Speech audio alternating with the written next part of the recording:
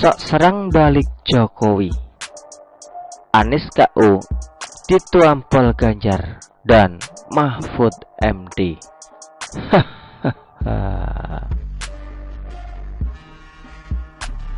Pak Jokowi adalah politisi yang handal. Beliau selalu punya cara untuk menaklukkan serangan-serangan dari lawan politiknya. Ingat nggak? Sekitar sebulan lalu, ketika Presiden Jokowi diserang dengan isu tidak netral, yang menyerang ya orangnya itu juga. Siapa lagi kalau bukan dari kubu pengusung Anies. Diserang dengan narasi netralitas, Presiden Jokowi tentu tidak menjawabnya sampai berkali-kali. Beliau hanya sekali saja menerangkan ke awak media. Kemudian Pak Jokowi malah ke Lampung, melakukan perjalanan epik naik sedang melewati jalanan rusak. Publik tentu saja lebih tertarik mengikuti aktivitas Presiden Jokowi di Lampung ketimbang memperhatikan drama-drama kubu Anies. Nah, saat ini Presiden Jokowi juga kembali diserang dengan narasi bocoran putusan MK. Dan gak pakai lama, Presiden Jokowi langsung menangkis serangan dengan memberi pernyataan soal cawe-cawe, bahwa demi bangsa dan negara, Presiden Jokowi akan cawe-cawe secara positif, yang tidak melanggar aturan atau undang-undang, serta tidak akan mengotori demokrasi. Sontak saja pernyataan Presiden Jokowi ini bikin kaget kubu lawan, seperti ledakan granat yang dibalas dengan ledakan bom ya. Pernyataan Pak Jokowi lebih bergema ketimbang ocehan SBY soal putusan MK.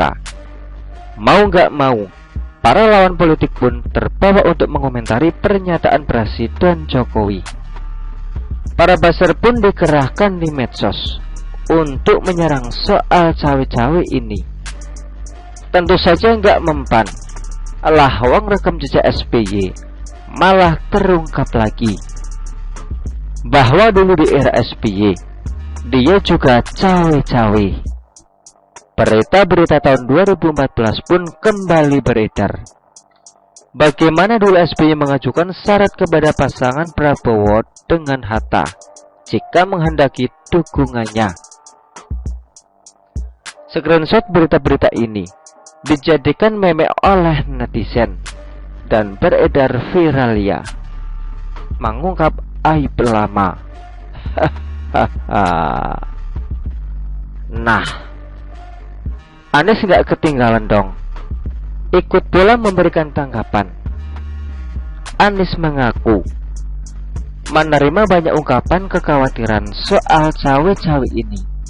Contoh kekhawatiran yang diterima Anies itu antara lain kekhawatiran penjagalan, kriminalisasi, tidak netralnya pemilu tahun 2024, kecurangan dan lain sebagainya.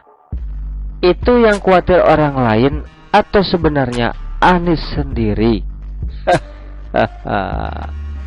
Isu penjagalan nampaknya memang sedang dinaikkan lagi oleh kubu Anies ya. Misalnya, pasca bertemunya para elit koalisi pengusung Anies di pulau milik Surya Paloh beberapa hari lalu, Partai Demokrat kemudian memberikan pernyataan bahwa upaya penjagalan Anies merupakan isu yang mereka bahas. Ketemuannya di pulau pribadi, tapi ngakunya bukan oligarki.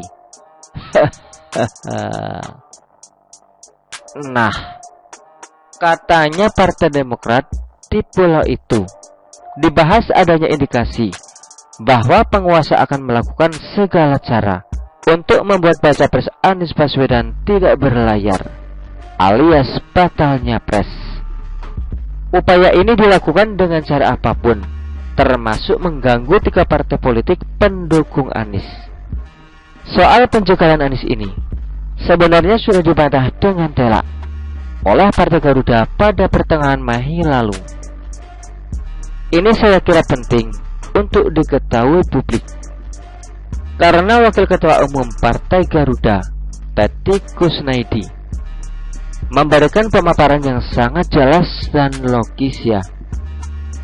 Teddy Kusnaidi meminta agar partai-partai yang melemparkan narasi pencegahan capres itu menghentikan aksinya. Mereka ini melemparkan tuduhan seakan-akan pemerintah atau lawan politik mereka bisa menjegal bakal capres yang mereka usung. Karena secara sistem, berdasarkan undang-undang yang berlaku, yang bisa mengusung capres adalah partai politik peserta pemilu. Jadi, yang bisa menjegal atau mencegah bakal capres itu untuk tidak ikut pilpres yang mereka sendiri. Artinya, kalau koalisi pengusung Anies yang terdiri dari Nasdem, Demokrat, dan PKS mau mendaftarkan Anies jadi capres, ya silahkan. Gak ada yang melarang atau menghalangi. Kan sudah melewati persyaratan presidensial threshold 20%. Tentu saja Anies dengan pasangan cawapresnya dong. Kalau sekarang belum ada cawapresnya, masa mereka melempar kesalahan ke Presiden Jokowi? Kan katanya urusan milih cawapres itu urusannya Anies. Sementara itu, jika Anies nggak didaftarkan ke KPU sebagai capres, ya karena memang tidak didaftarkan oleh koalisi partai tersebut. Artinya, kata Teddy Kusnaidi, karena mereka tidak lagi menginginkan Anies nyapres, bukan karena pihak lain. Semua pilihan ada di tangan partai koalisi pengusung Anies. Bolanya ada di tangan Nasdem, Demokrat, dan PKS. Satu saja nggak setuju, ya Anies gagal nyapres. Namun itu bukan campur tangan pihak luar, melainkan keputusan internal partai yang bersangkutan. Jelas ya, narasi pencegahan Anies ini adalah narasi ngibul alias gak bener. Tapi yang namanya ambisi besar mau nyapres dan kerap memakai siasat playing victim, berlagak jadi korban. Narasi pencegahan ini terus saja dipakai oleh kubu Anies. Katanya mau adu gagasan, adu rekam jejak. Kok ya tip-tip aja yang diomongin itu soal pencegahan, kriminalisasi, dan kecurangan. Dikira publik itu gampang dibodohi ya. Nah, Ganjar Pranowo biasanya jarang bersuara terkait serangan-serangan lawan politiknya. Namun, makin kesini saya melihat ada perkembangan baru, bahwa Pak Ganjar ini mulai mengeluarkan taringnya. Tentu saja, saya sangat setuju dengan perkembangan ini. Karena, pertama, jangan sampai kubu lawan itu tambah semena-mena. Mentang-mentang Pak Ganjar terlihat kalem dan diam, mereka pun makin menjadi-jadi. Padahal serangan terhadap Ganjar itu makin kesini juga makin brutal dan makin solid. Contohnya fitnah ini ya. Masa Pak Ganjar difitnah membayar orang untuk menghabisi atau membunuh Anies? Ini kan fitnah gila ya. Kayak gini nih karakter pendukung Anies, gak sanggup menyediakan prestasi Anies untuk disebarkan, sanggupnya malah memproduksi fitnah. Alasan kedua, saya menyukai mulainya Ganjar Pranowo membalas serangan lawan secara frontal adalah untuk menunjukkan kepiawaian Ganjar sendiri. Ganjar ini adalah seorang pembicara yang handal, juga pintar bermain kata, namun yang bermakna tentunya, bukan muter-muter dan kosong macam Anies.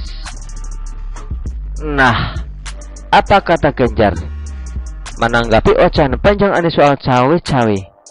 Cukup 2 kalimat saja ya. kata Ganjar pada Anies. Dalam setiap kontestasi pemilu, apapun bisa terjadi. Jadi kalau sudah mau nyalon, jangan pernah takut dengan isu apapun. Mak Jalpiah, mereka yang kerap mempraktekkan strategi playing victim adalah mereka yang sebenarnya memang pengecut, penakut, berusaha mencari simpati dan perlindungan dari publik dengan cara ngibul. Karena sebenarnya ancaman yang mereka ungkap itu kan gak ada. Ngibul dong.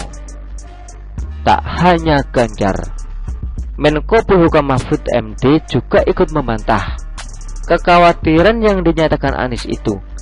Mahfud MD kemudian berpesan pada Anies, partai-partai pengusung Anies agar kompak, agar Anies dapat tiket dan tidak dicekal oleh internalnya sendiri. Pesan Mahfud MD ini serupa dengan apa yang sudah ditegaskan oleh Partai Garuda Tatia, bahwa yang bisa menjegal Anies itu ya partai koalisi pengusung Anies sendiri, bukannya pihak luar, apalagi pemerintah. Justru menurut Mahfud MD, pemerintah melindungi hak-hak Anies dan partai-partai pengusungnya. Tuh kan, ketampol lagi. Lagian demen banget sih pakai isu pencegalan. Padahal publik sendiri melihat bagaimana bebasnya Anies curi star kampanye ketika tidak ada satupun bakal capres lain yang berkampanye. Keliling ke berbagai daerah bebas kok. Bikin acara juga bebas.